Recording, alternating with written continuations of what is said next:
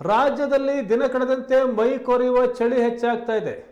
ಮೈ ನಡುಗಿಸುವ ಥಂಡಿಯ ಮಧ್ಯೆ ಬೆಳಗ್ಗೆ ಸಂಜೆ ವೇಳೆ ಇಬ್ಬನಿ ಕವಿದ ವಾತಾವರಣ ಇದ್ದು ಚಳಿಗೆ ರಾಜ್ಯದ ಜನತೆ ತತ್ತರಿಸಿ ಹೋಗಿದ್ದಾರೆ. ಕರ್ನಾಟಕದಲ್ಲಿ ಚಳಿಯ ತೀವ್ರತೆ ಹೆಚ್ಚಾಗ್ತಾ ಇದೆ. ಬಹುತೇಕ ಜಿಲ್ಲೆಗಳಲ್ಲಿ ಕನಿಷ್ಠ ಉಷ್ಣಾಂಶದ ಪ್ರಮಾಣ 15 ಡಿಗ್ರಿ ಸೆಲ್ಸಿಯಸ್ಗಿಂತ ಕಡಿಮೆಯಾಗಿದೆ. ಉತ್ತರ ಒಳನಾಡಿನ ಬಹುತೇಕ ಜಿಲ್ಲೆಗಳಲ್ಲಿ ಮುಂದಿನ 5-6 ದಿನಗಳ ಕಾಲ ಭಾರೀ ಚಳಿ ಬೀಳಲಿದೆ ಅಂತ ಹವಾಮಾನ ಇಲಾಖೆ ಮುನ್ಸೂಚನೆ ನೀಡಿದೆ. ಹಾಗೆಯೇ ಉತ್ತರ ಕನ್ನಡದಲ್ಲಿ ಕನಿಷ್ಠ ಉಷ್ಣಾಂಶ ಸಾಮಾನ್ಯಕ್ಕಿಂತ 4 ಡಿಗ್ರಿ ಸೆಲ್ಸಿಯಸ್ನಷ್ಟು ಹೆಚ್ಚಾಗಲಿದೆ. ಬೀದರ್, ಕಲಬುರಗಿ, ಗದಗ ಜಿಲ್ಲೆಗಳಲ್ಲಿ ಕನಿಷ್ಠ ತಾಪಮಾನ 10 ಡಿಗ್ರಿ ಸೆಲ್ಸಿಯಸ್ಗಿಂತ ಕಡಿಮೆ ಇರುವ ಸಾಧ್ಯತೆ ಇದೆ. ಮಲೆನಾಡಿನ ಹೆಬ್ಬಾಗಿಲು ಶಿವಮೊಗ್ಗದಲ್ಲೂ ವಿಪರೀತ ಚಳಿಯಿಂದ ಜನರು ಬೆಳಗ್ಗೆ ವಾಕ್ ಹೋಗೋದಕ್ಕೂ ಸಹ ಹಿಂಜರಿಯುವಂತೆ ಆಗಿದೆ.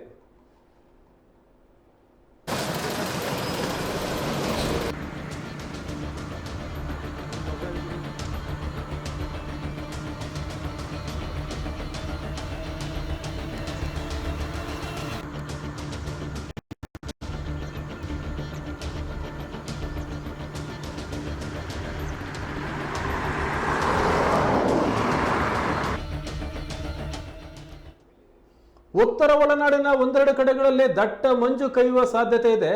ಚಿಕ್ಕಮಗಳೂರು, ಮಂಡ್ಯ, ಚಿಕ್ಕಬಳ್ಳಾಪುರ ಜಿಲ್ಲೆಗಳಲ್ಲಿ ಕನಿಷ್ಠ ತಾಪಮಾನ 2ರಿಂದ 4 ಡಿಗ್ರಿ ಸೆಂಟಿಗ್ರೇಡ್ಗಿಂತ ಕಡಿಮೆ ಇರುವ ಸಾಧ್ಯತೆ ಇದೆ. ದಾವಣಗೆರೆಯಲ್ಲಿ 11.5 ಡಿಗ್ರಿ ಸೆಂಟಿಗ್ರೇಡ್ ಅತ್ಯಂತ ಕನಿಷ್ಠ ಉಷ್ಣಾಂಶ ದಾಖಲಾಗಿದೆ.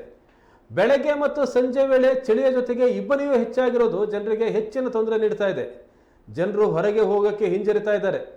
ಗ್ರಾಮೀಣ ಪ್ರದೇಶಗಳಲ್ಲಿ ಬೆಳೆಯ ಅಭಿವೃದ್ಧಿಗೂ ಸಹ ಈ ಚಳಿ ತೀವ್ರ ಅಡ್ಡಿಪಡಿಸ್ತಾ ಇದೆ. ಹವಾಮಾನ ವೈಪರೀತ್ಯದಿಂದ ಆರೋಗ್ಯ ಸಮಸ್ಯೆಗಳು ಹೆಚ್ಚಾಗ್ತಾ ಇದೆ.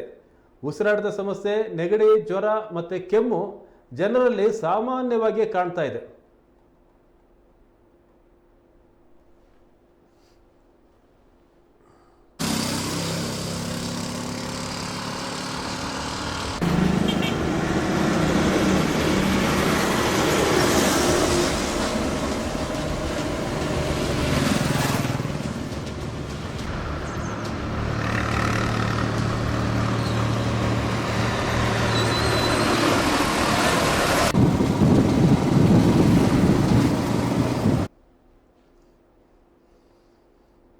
ತಾಪಮಾನ ತೀವ್ರವಾಗಿ ಕುಸಿತಾ ಇರೋದು ಜನರ ಆರೋಗ್ಯದ ಮೇಲೂ ಸಹ ಸಮಸ್ಯೆ ಮಾಡ್ತಾ ಇದೆ. ಮಂಡ್ಯ, ಚಿಕ್ಕಬಳ್ಳಾಪುರ, ಚಿಕ್ಕಮಗಳೂರು ಜಿಲ್ಲೆಗಳಲ್ಲಿ ಕನಿಷ್ಠ ತಾಪಮಾನ 2ರಿಂದ 4 ಡಿಗ್ರಿ ಸೆಂಟಿಗ್ರೇಡ್ ತಲುಪಬಹುದು ಅನ್ನುವ ಸಾಧ್ಯತೆ ಇದೆ. ದಾವಣಗೆರೆಯಲ್ಲಿ 11.5, ಕಲಬುರಗಿ, ಗದಗದಲ್ಲಿ 10 ಡಿಗ್ರಿ ಸೆಲ್ಸಿಯಸ್ಗಿಂತ ಕಡಿಮೆ ಆಗುವ ಸಾಧ್ಯತೆಯೂ ಸಹ ಇದೆ. ಶಿವಮೊಗ್ಗದಲ್ಲೂ ಸಹ ವಿಪರೀತ ಚಳಿ ಶುರುವಾಗಿದೆ.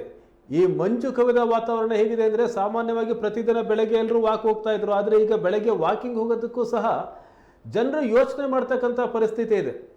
ಉತ್ತರ ಕನ್ನಡದಲ್ಲಿ ಕನಿಷ್ಠ ಉಷ್ಣಾಂಶ 4 ಡಿಗ್ರಿ ಸೆಲ್ಸಿಯಸ್ನಷ್ಟು ಇಳಿಕೆ ಆಗಲಿದೆ. ಹಾಗಾಗಿ ಇಡೀ ಕರ್ನಾಟಕದಲ್ಲಿ ಮೈ ನಡುಗಿಸುವ ಚಳಿ ಎಲ್ಲ ಕಡೆ ಜಾಸ್ತಿ ಆಗ್ತಾ ಇದೆ. ಈ ಬಾರಿಯ ಇಡೀ ವರ್ಷದ ನಾವು ಈ ಋತುಗಳ ವಿದ್ಯಮಾನವನ್ನು ಗಮನಿಸಿದರೆ ವಾಡಿಕೆಗಿಂತ ಹೆಚ್ಚು ಮಳೆಯನ್ನು ಕಾಣ್ತು ಕರ್ನಾಟಕ, ಮಲೆನಾಡು ಮತ್ತು ಬೇರೆ ಎಲ್ಲ ಭಾಗಗಳು. ಈ ಚಳಿಯ ಸಂದರ್ಭದಲ್ಲಿ ವಾಡಿಕೆಗಿಂತ ಕಡಿಮೆ ತಾಪಮಾನ ಎಲ್ಲ ಕಡೆ ಬರ್ತಾ ಇದೆ. 4 ಡಿಗ್ರಿ ಸೆಲ್ಸಿಯಸ್ನಷ್ಟು ಕಡಿಮೆ ಆಗ್ತಾ ಇದೆ ಅಂತಂದರೆ ಪರಿಸ್ಥಿತಿ ಹೇಗಿರಬಹುದು ಅಂತ.